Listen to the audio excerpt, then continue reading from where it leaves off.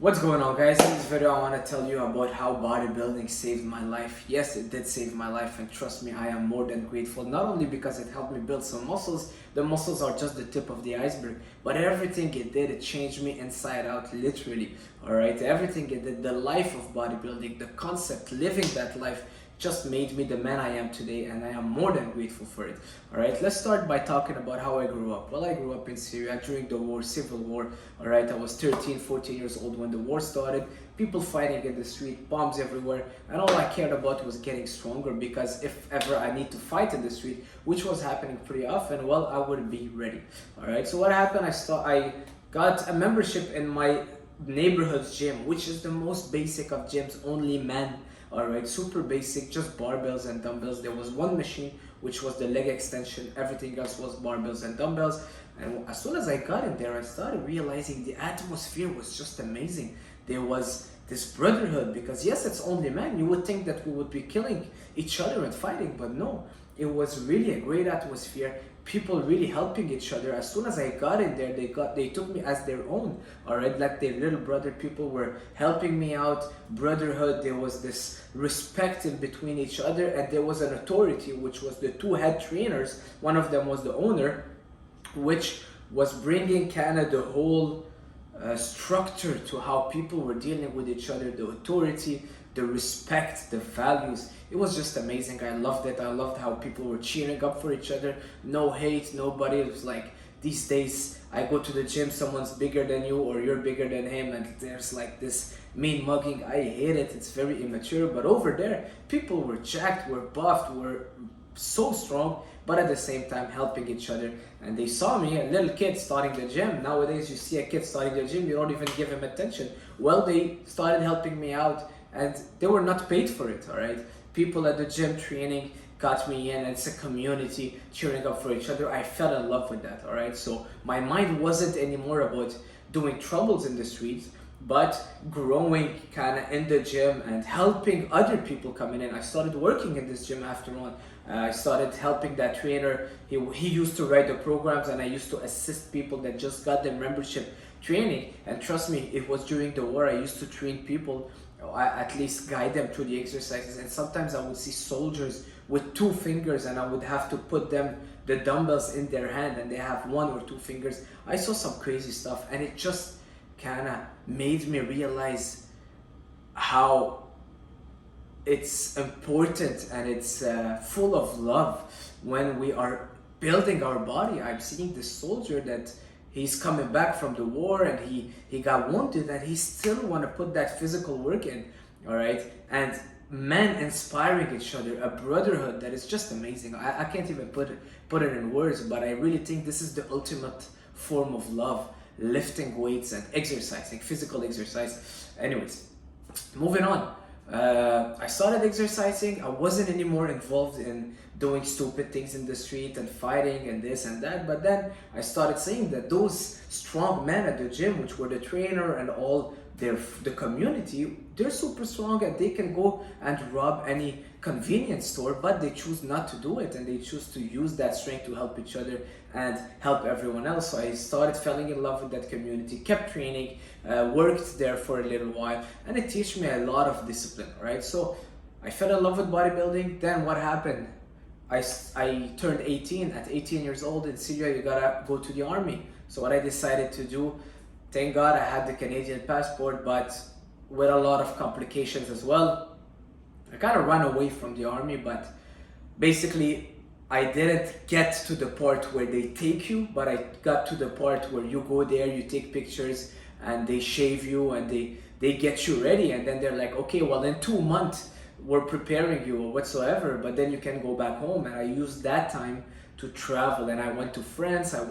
To my aunt, she lives there, and the only thing I cared about is finding a gym membership. I didn't care about anything else. I didn't care about my studies, I didn't care about friends, I didn't care about anything else. I want to find a gym. I found a gym in France where she lives, not too far from Paris. In this gym, huge community, because I started training, people saw me, they started respecting me, and they saw those values that I kind of learned in Syria, in my gym, in my hometown gym, which was super old school. And I don't even think any gym exists like this nowadays. Even if you go back to that gym, it changed. So I was bringing that aspect to the gym where I was in France. And then everywhere I go, people were coming in together and people were asking me questions. I was asking people questions. I'm so social and it's super easy for me to make friends that I started building this community in France.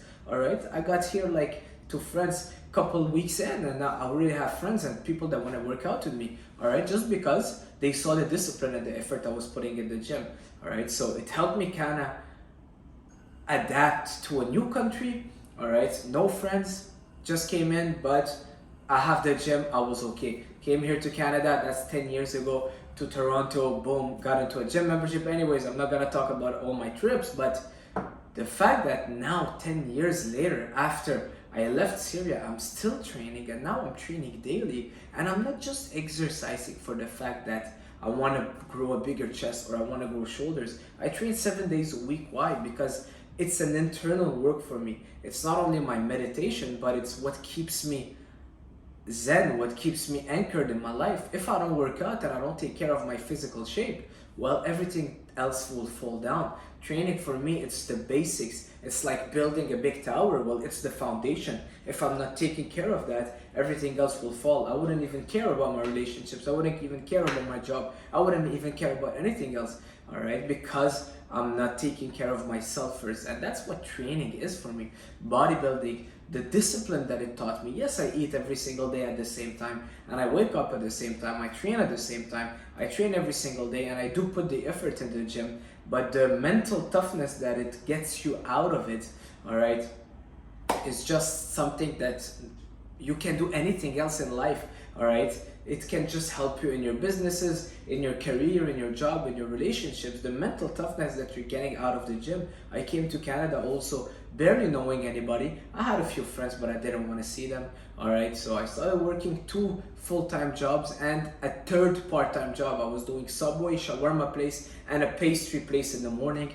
And trust me, I was still finding time to work out, just because if I was exercising, for me, I was moving on. If I'm training, I'm kind of evolving. That was it for me. If I'm building my body, if I'm going to the gym, I'm exercising regularly, well, I'm progressing, and something good is gonna come out of it. I didn't know what. I didn't know I was gonna become a personal trainer, but I just knew that if I keep going to the gym, it will all end up clicking.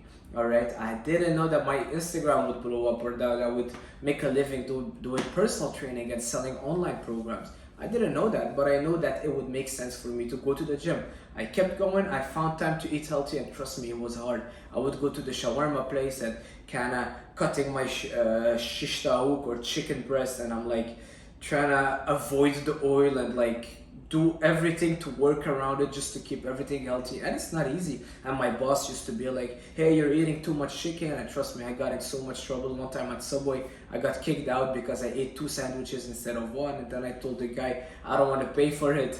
I was just a bit crazy. But anyways, so yeah, all the things that it taught me, bodybuilding, the life of it, I really believe that it's something that is not being talked about. It's not just about building muscles. I would have done it even without the muscles, because the muscles, like I said, is the side effect, is the tip of the iceberg. It's a little plus. And now I'm seeing it, how it's helping me in my business. The discipline that I have from bodybuilding, doing it for over 10 years, I see other men that are my age that haven't been exercising regularly at the gym. Well, trust me, they can't do much in life. It's super easy to be ahead now, because once you grasp that discipline and you have that motivation and you're able to do the boring work for years, well, nothing can stop you. You can do it. You can build your business. You can do anything. All right. If you were able to keep training and suffering and eating healthy and controlling your health, controlling what you're eating. All right, not eating pizza when your friends are eating pizza, but for years, and keep training,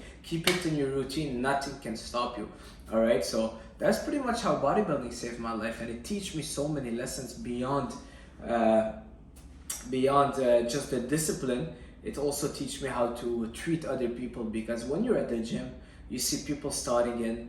It's very easy to look down on people, very easy, and that's where you see if someone's character is being built the right way or not.